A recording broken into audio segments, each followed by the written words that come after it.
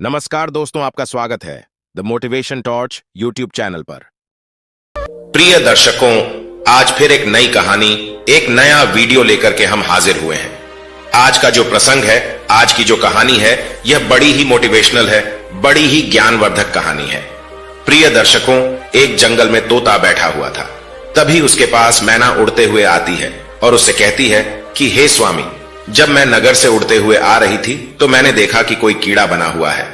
कोई मनुष्य गरीब है, कोई अमीर है, कि क्या पूर्व जन्म का कर्ज भी चुकाना पड़ता है? फिर तोता कहता है कि हे प्रिय, ये सत्य है, हर किसी को अपने पूर्व जन्म का कर्ज अवश्य चुकाना पड़ता है। फिर मैना पूछती है, हे स्वामी, ये कैसा कर्ज होता है जो अगले जन्म में भी चुकाना पड़ता है?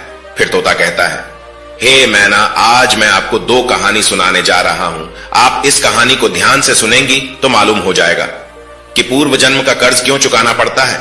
मैना कहती है कि हे स्वामी, मैं आपकी कहानी को पूरा सुनूंगी, आप कहानी शुरू करिए। तब तोता कहानी शुरू करता है और कहता है कि हे प्रिय, एक समय की बात है, एक नगरी में आलोकनाथ रहते थे। जब वे निर्धन थे तब उन्हें धन की अधिक लालसा नहीं थी, लेकिन जैसे ही उनके पास थोड़े पैसे आए, वे दिन रात उन्हें बढ़ाने की चिंता में डूब गए। धन की तृष्णा ऐसी ईंधन है जो बढ़ते रुपयों के साथ बढ़ती जाती है। आलोकनाथ सोचते थे कि काश कोई ऐसी युक्ति मिल जाए जिससे कुछ ही दिनों में वे लाखों रुपए जमा कर लें। पहले वे रुपए पैसे को हाथ का मैल समझते थे, लेकिन तब वे मूर्ख थे। अब उनकी आंखें खुल गई थी और वे साधु और महात्माओं की सेवा में लगे थे। उन्हें बड़ी ही श्रद्धा थी।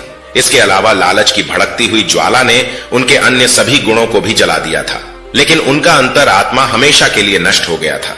यह नहीं था कि कभी कभी उनकी पुरानी आदतें उन पर हावी नहीं होती थी। जिस प्रकार कभी कभार युवा चेहरे में बचपन की झलक दिखाई देती है, लेकिन यह अवस्था भी स्थायी नहीं रहती थी। नए स्वभाव के सामने पुराने विचार ऐसे दब जाते थे जैसे बुढ़ापा युवा अवस्था को परास्त कर देता है। जब भी आलोकनाथ के द्वार पर कोई साधु महात्मा आता तो उनका मुख फूलों की तरह खिल उठता था, परंतु आदर सत्कार के समय वह श्रद्धा ना रहती थी। एक बार की बात है, संध्या का समय था। आलोकनाथ के द्वार पर एक साधु आकर रुका और बोला, क्यों बेटा, रात काटने के लिए साधु को स्थान मिल जाएगा। साधु का मुख संतोष की मूर्ति था और आंखें अमृत के कटोरे। आलोकनाथ का हृदय भक्ति भाव से भर गया। वो झुककर बोले, सिर आंखों पर थे। फिर साधु ने मुस्कुराकर कहा, बेटा, आजकल के समय में तुम्हारे जैसे भक्त पुरुष कहीं कहीं विरले ही मिलते हैं। संसार से धर्म का भाव ही जैसे उठ गया है। आलोकनाथ का हृदय खिल उठा। अपनी प्रशंसा साधु के मुख से सुनकर उनको ऐसा प्रतीत हुआ मानो उन्हें स्वर्ग मिल गया हो। होठों पर शब्द आ ही गए थे, लेकिन उन्हें दबा दिया और उन्होंने कहा, महाराज, अगर हम संतों की सेवा नहीं करेंगे तो इस मानव जीवन का क्या लाभ। संत महाराज कमरे में दाखिल हुए। आलोकनाथ ने उनके सत्कार में कोई कमी नहीं छोड़ी। उन्होंने चावल पकवाए, मीठे दही के बड़े तैयार किए और दाल और सब्जियों में इतना घी डाला कि वह जैसे नदी की धारा में जल बहता है। भले ही आलोकनाथ इतने पौष्टिक आहार देने के पक्ष में नहीं थे, लेकिन इस संत की बातों में कुछ ऐसी शक्ति थी कि उनके वर्षों पुराने विचार चंद पलों में बदल गए।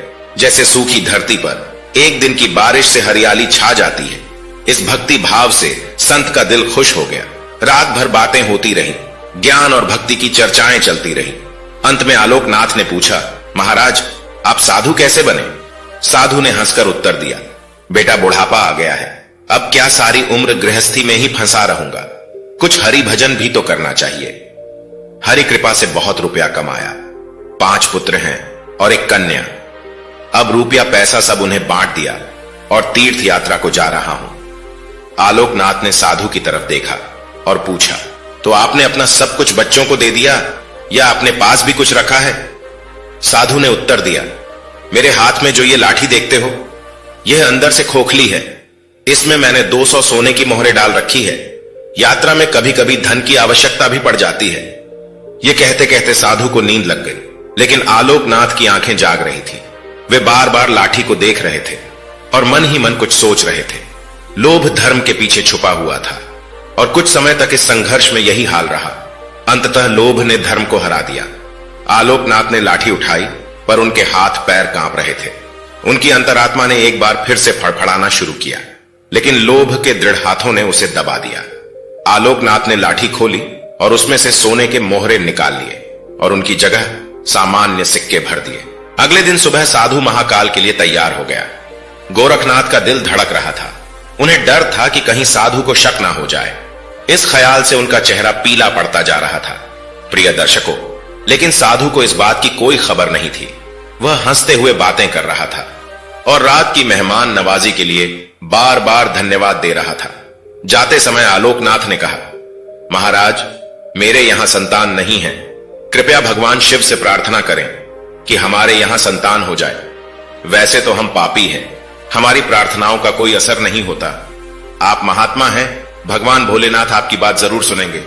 साधु ने उत्तर दिया, सुनेंगे या नहीं ये तो वही जाने, लेकिन मैं तुम्हें आशीर्वाद देता हूं कि भगवान शिव तुम्हें संतान दे। यह कहकर साधु चला गया। आलोकनाथ के सिर से मानो एक बड़ा बोझ हट गया। उन्हें ऐसा लगा जैसे साधु के जाने के साथ ही उनके दिल से एक पत्थर हट गया। वह इस चोरी के फल से नहीं बच सकते थे। आलोकनाथ का मन और मस्तिष्क अनुभव कर रहा था, परंतु वह इस चोरी के प्रकट होने से बहुत डरते थे। चोरी का प्रकट होना प्रत्यक्ष था, किंतु उसका फल भविष्य के पर्दे में था।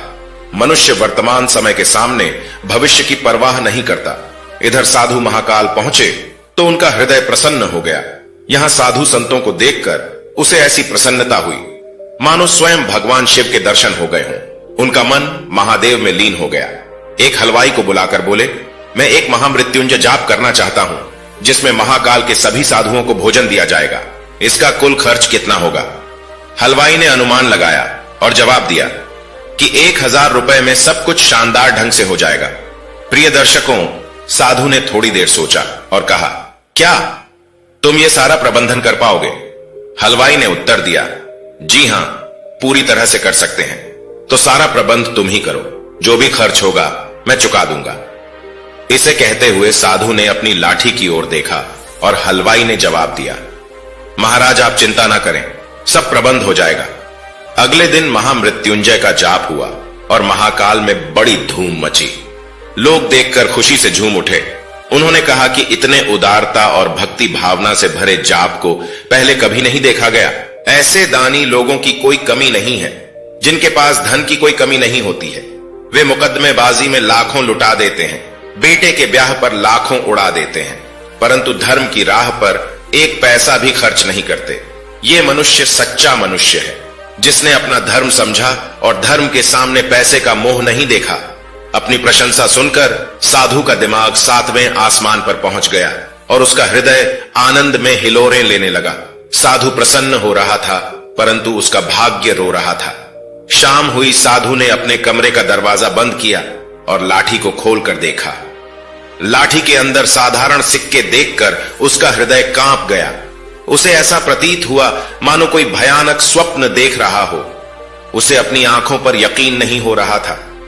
वह चाहता था कि यह स्वप्न जल्द से जल्द टूट जाए, पर यह कोई ऐसा स्वप्न नहीं था जिससे नींद खुल जाए। उसने बार बार अपनी आंखें मलकर उन साधारण सिक्कों को देखा। उसे लग रहा था कि अब मेरी गलती सुधर जाएगी, पर ऐसा नहीं हुआ। साधु के चेहरे पर पसीने की बूंदें झलक उठी। हलवाई को हिसाब थोड़ी ही देर में देना था। उसने सोचा, अब क्या होगा? अपमान की छवि उसकी आंखों के सामने खींच गई। साधु कांपते हुए खड़ा हो गया। अपमान का ख्याल अपमान से भी ज्यादा डरावना लग रहा था। प्रिय दर्शकों, साधु में इसे सहन करने की शक्ति नहीं थी। वह कुछ देर तक सोचता रहा। तब संत ने दरवाजा बंद कर दिया और साथ ही उम्मीदों के द्वार भी बंद हो गए। संत ने चारपाई की रस्सियों को निकाला और उन्हें छत से लटका दिया। मौत दरवाजे पर खड़ी थी। संत की अंतरात्मा ने उपदेश दिए, दिमाग ने सलाह दी, पर निराशा ने हर तरफ अंधेरा कर दिया। संत का चेहरा मृत व्यक्ति की तरह सफेद पड़ गया। तब उसने चारपाई पर खड़े होकर अपनी गर्दन में फंदा डाला और कांपते हुए पैरों से चारपाई को ठोकर मार दी। संत फांसी पर झूल गया और उसकी मौत हो गई। सुबह बहुत खुशनुमा थी, लेकिन किससे पता था कि शाम इतनी दुखद होगी। कुछ समय बाद यह घटना हर बच्चे के मुंह पर थी। संत तो मर गया, लेकिन उसका आशीर्वाद अभी भी जीवित था। 1 साल के भीतर ही आलोकनाथ के घर में एक पुत्र का जन्म हुआ। आलोकनाथ ऐसे प्रसन्न थे मानो सारे संसार का धन मिल गया हो। अंधेरे घर में प्रकाश हो गया था। उनके पैर धरती पर ना पड़ते थे। बालक का नामकरण संस्कार बड़ी ही धूमधाम से किया गया। इस उत्सव के अवसर पर एक बड़ा भोज दिया गया। उस दिन आलोकनाथ ने अपनी सारी जिंदगी की कंजूसी निकाल दी और रुपए को पानी की तरह बहाया। बालक का नाम किशोर रखा गया। जैसे जैसे वह आयु में बढ़ता जाता, आलोकनाथ की कामना पल्ला पसारती जाती थी। किशोर बहुत ही सुशील बालक था। उसकी बुद्धि देखकर आश्चर्य होता था। लोग कहते थे कि यह कुल का नाम बढ़ाएगा। प्रिय दर्शकों, आलोकनाथ ये सुनकर फूले ना समाते। उसकी शरारतें और चंचलताओं को देखकर उनका प्यार और भी बढ़ता जाता था। इसी प्रकार 6 वर्ष बीत गए। किशोर स्कूल में पढ़ने गया। वहां उसके गुणों का विकास होने लगा। वह हमेशा अपनी कक्षा में अव्वल आया करता था। आलोकनाथ यह देखकर ईश्वर का शुक्रिया अदा करता था। लेकिन कभी कभी जब उन्हें उस साधु के साथ अपने दुर्व्यवहार की याद आती तो उनके दिल में चुभन होती और उनकी आत्मा पर एक अनजाना डर छा जाता था। उन्हें बार बार अपने ऊपर गुस्सा आता था। वे अक्सर मन ही मन दुखी होते रहता कि मेरी बुद्धि पर क्या पर्दा पड़ गया था। मैंने ऐसी मूर्खता की। लेकिन बीता हुआ समय उनके हाथ में नहीं आ सकता था। उन्होंने सोने की 200 मोहरें को रूमाल में बांधकर एक संदूक में रख दी और निश्चय किया कि वे उस साधु को दे देंगे। उन्होंने साधु की खोज शुरू कर दी। कई लोगों को भेजा गया, लेकिन वे साधु तक नहीं पहुंच सके। इतना समय बीत गया कि आलोकनाथ उस घटना को भूल गए थे, परंतु सोने की मोहरें अभी भी एक रुमाल में लिपटी संदूक में पड़ी थी। समय गुजरता गया और किशोर अब 20 वर्ष के हो गए थे।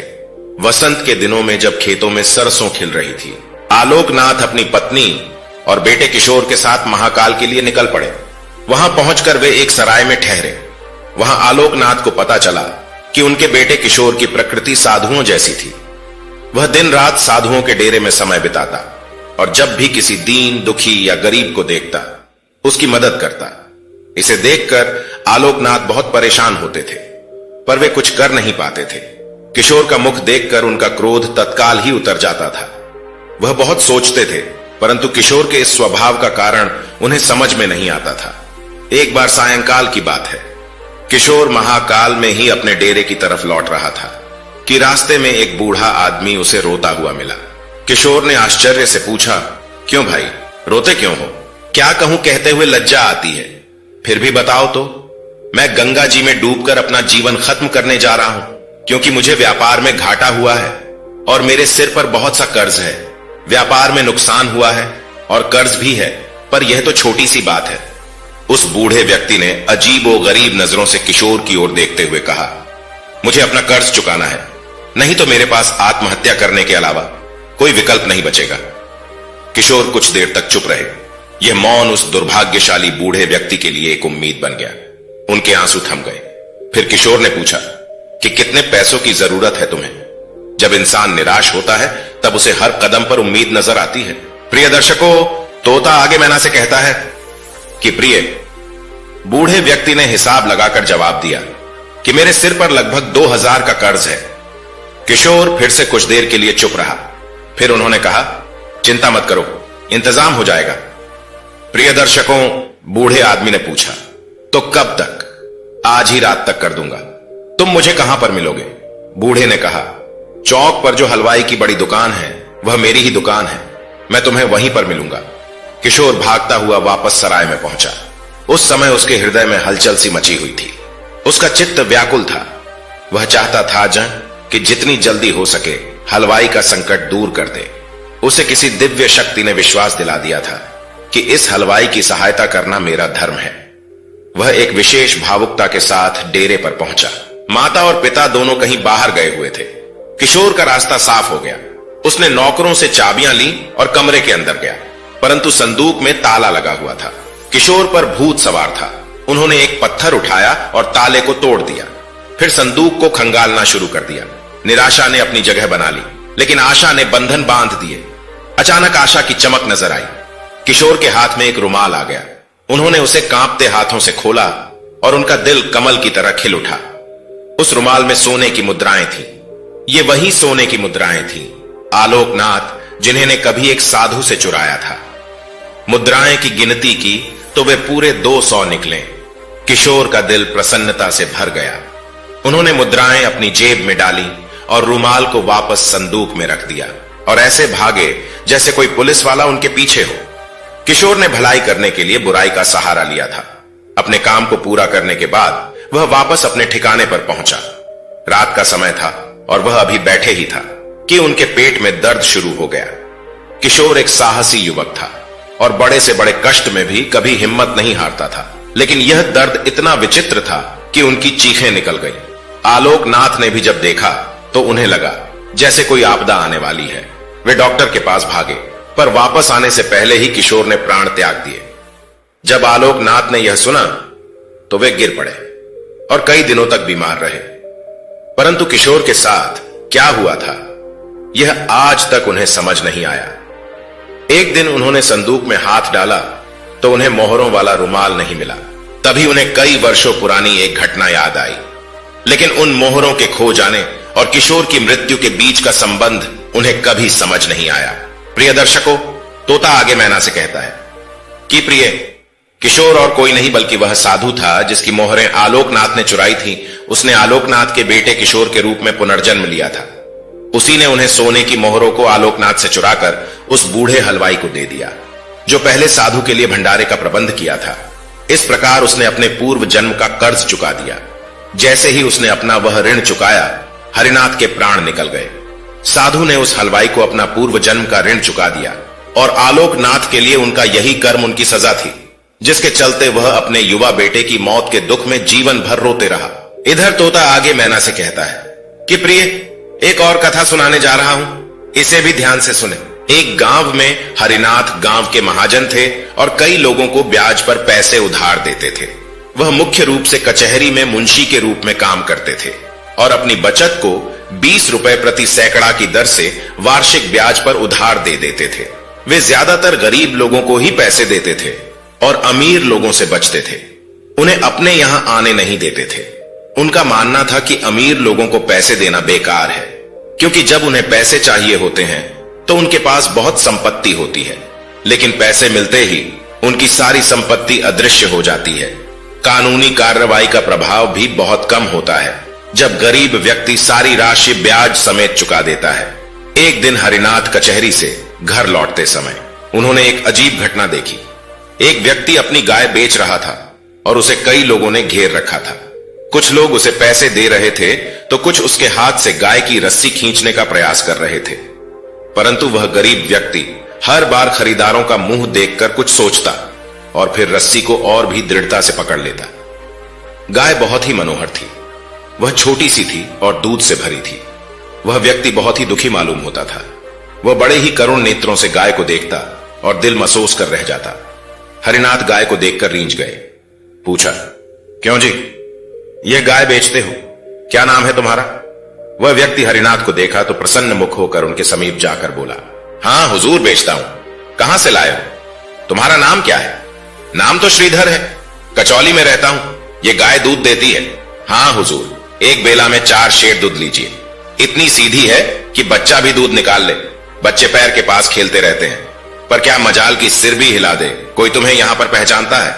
सेठ साहब को शक हुआ कि कहीं चोरी का माल ना हो। नहीं हुजूर, गरीब आदमी हूं, मेरी किसी से जान पहचान नहीं है। क्या दाम मांगते हो? 100 रुपए बतलाए सेठ साहब को। 80 रुपए में हरिनाथ खरीदना चाहता था। कुछ देर तक दोनों ओर से मोल भाव होता रहा। श्रीधर को रुपयों की जरूरत थी और सेठ को गाय की चाह थी। सौदा पटने में कोई कठिनाई ना हुई। 90 रुपए पर सौदा तय हो गया। श्रीधर ने सौदा तो किया था, पर वह अभी भी मोह के बंधन में था। वह कुछ समय तक सोचता रहा, फिर धीरे धीरे हरिनाथ के पीछे पीछे चलने लगा। इसी दौरान एक व्यक्ति ने पास आकर कहा, अबे हम 91 रुपए देंगे, हमारे साथ चलो। श्रीधर ने जवाब दिया, क्या जबरदस्ती है?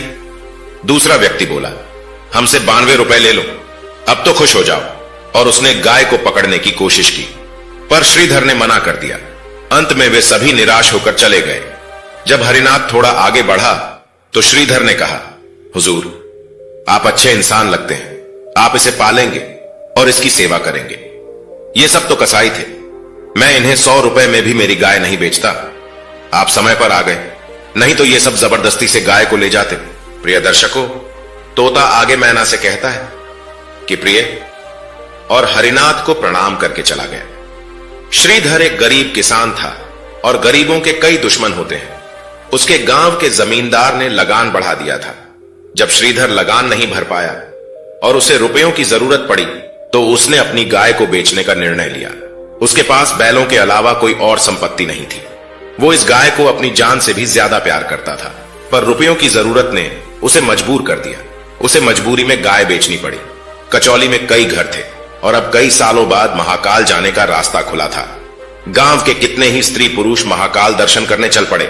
श्रीधर की बूढ़ी माता भी महाकाल के लिए तैयार हुई।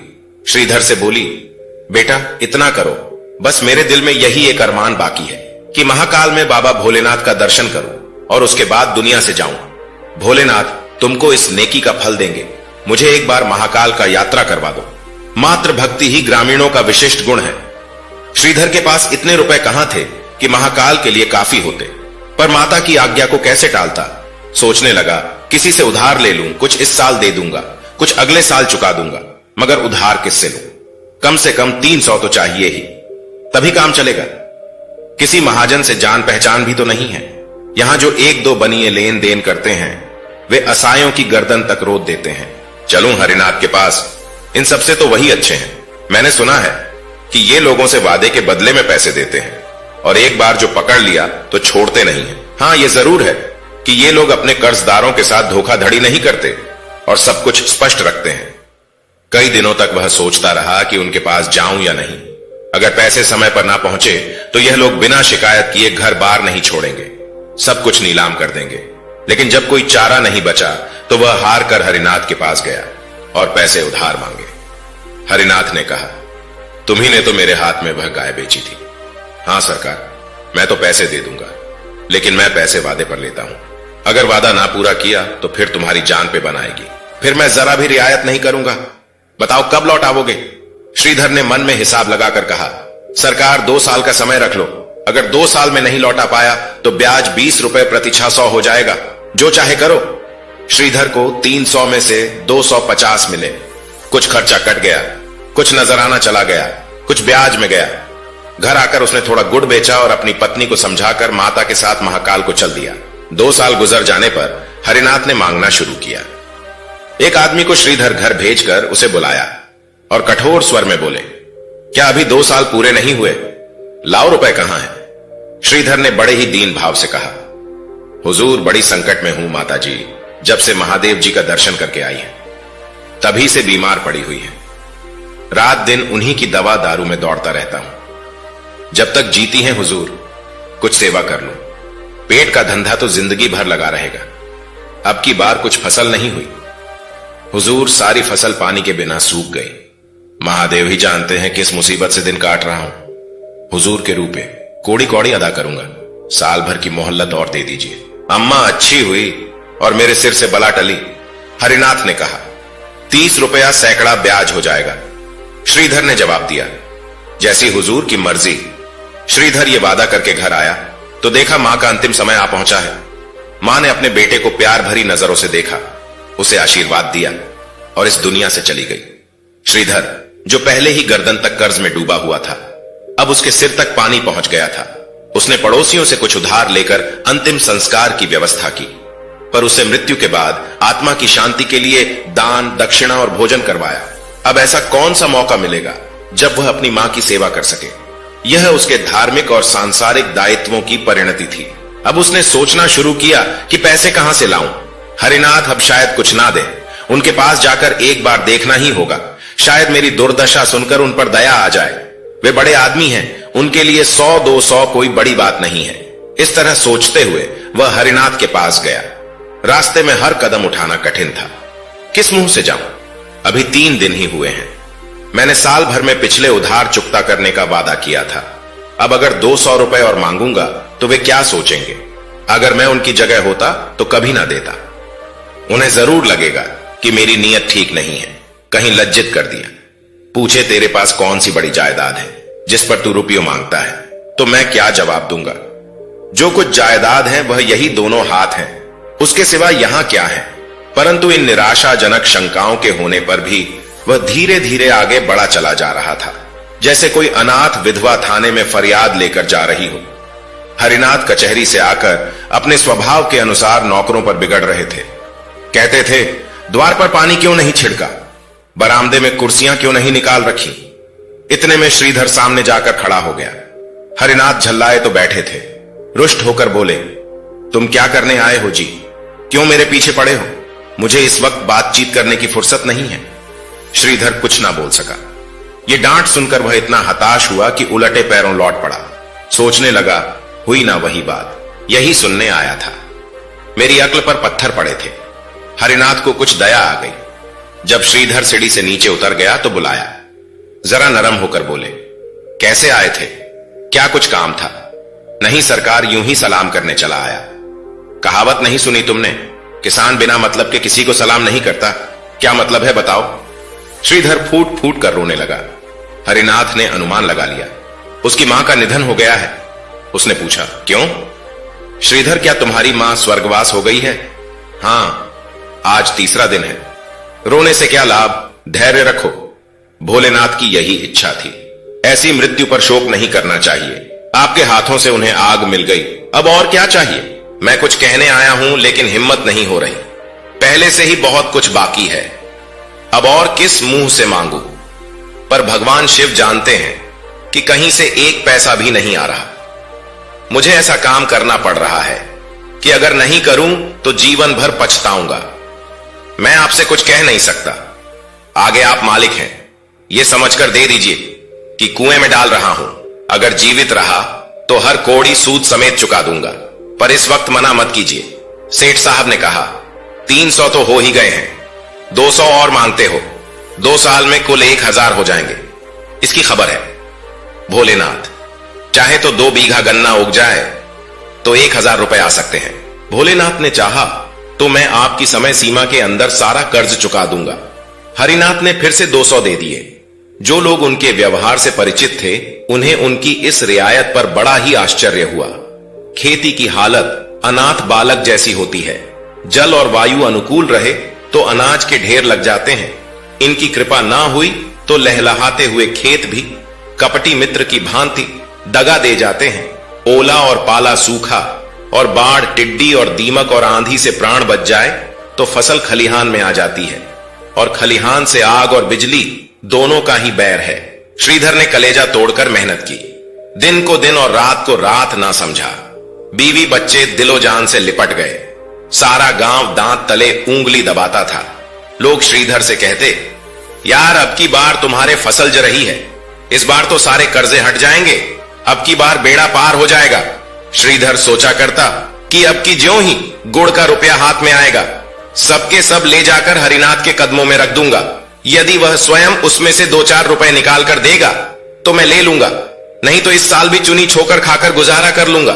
लेकिन लिखी हुई बातें कौन मिटा सकता है? वह अग्नि का महीना था। श्रीधर खेत की मेड़ पर बैठकर रखवाली कर रहा था। ठंड के मौसम में उसके पास केवल एक पुरानी चादर थी, जिससे ओढ़ने के लिए उसने ऊख के पत्ते जला दिए। अचानक एक तेज हवा का झोंका आया और जलते हुए पत्ते खेत में उड़ गए। आग लग गई।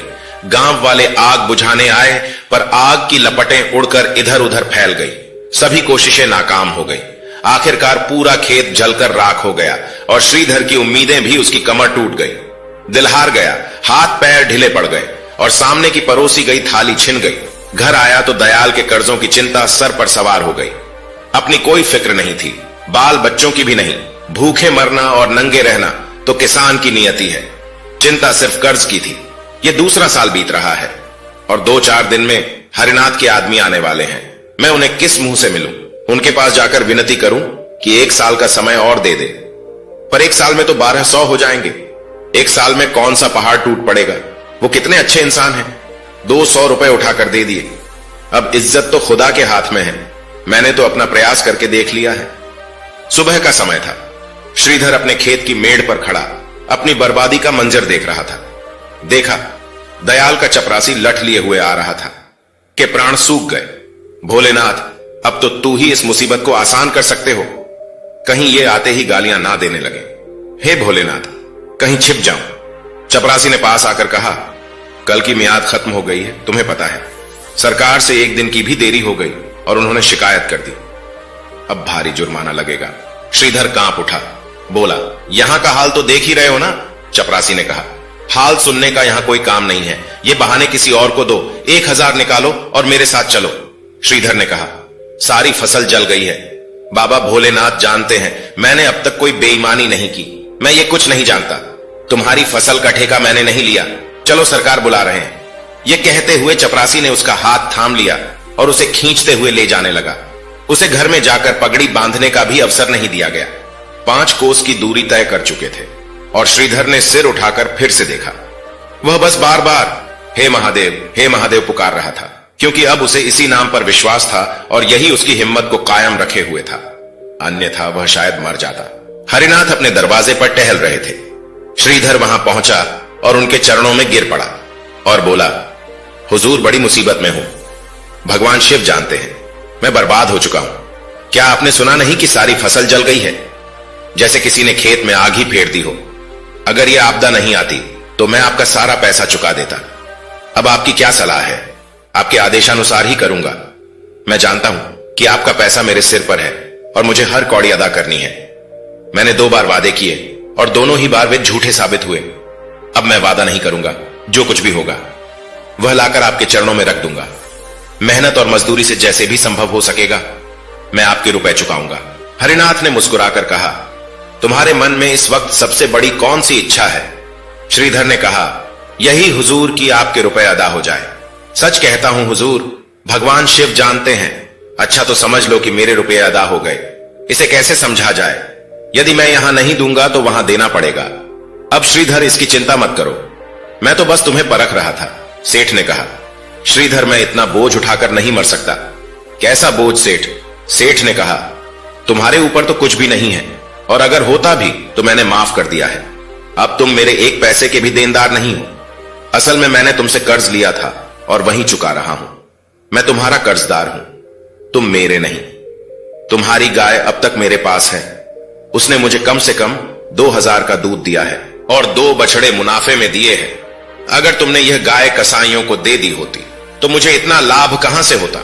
जब तुम इतने गरीब और नादान होते हुए भी गाय की जान बचाने के लिए 50 रुपए का नुकसान उठा सकते हो तो मैं अपनी 100 गुनी हैसियत रखकर तुम्हारा कर्ज माफ कर दूं तो यह कोई बड़ी बात नहीं है। तुमने भले ही जानबूझकर मेरे ऊपर कोई एहसान नहीं किया हो, पर असल में वह मेरे धर्म का एहसान था। मैंने भी तुम्हें धर्म के काम के लिए ही पैसे दिए थे। इस तरह हम दोनों बराबर हो गए। आपकी गाय के दोनों बच्चे मेरे यहां हैं, अगर चाहो तो ले जा सकते हो, ये तुम्हारी खेती में काम आएंगे। तुम एक ईमानदार और नेक व्यक्ति हो, मैं हमेशा तुम्हारी मदद के लिए तैयार रहूंगा। अगर इस समय तुम्हें पैसों की जरूरत है तो जीतने चाहो ले सकते हो। श्रीधर को ऐसा लगा जैसे उसके सामने कोई फरिश्ता बैठा है। वह धन्यवाद भी नहीं कह पाया और आंसुओं को रोकते हुए बोला, हुजूर, इस नेकी का बदला बाबा भोलेनाथ आपको देंगे। मैं तो आज से आपका गुलाम समझूंगा। नहीं, तुम मेरे दोस्त हो, गुलाम नहीं, उसने जवाब दिया। जो रुपए देकर गुलामी से मुक्त होते उसे मुक्ति धन कहते हैं। तुम पहले ही मुक्ति धन दे चुके हो, अब ये शब्द कभी मत कहना। श्रीधर लाख लाख धन्यवाद करते हुए घर वापस लौट गया।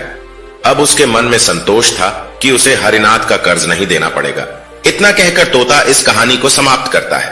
तो दोस्तों, ये थी हमारी आज की कहानी। उम्मीद है इसने आपके दिल को छुआ होगा और सोचने का नया नजरिया दिया होगा।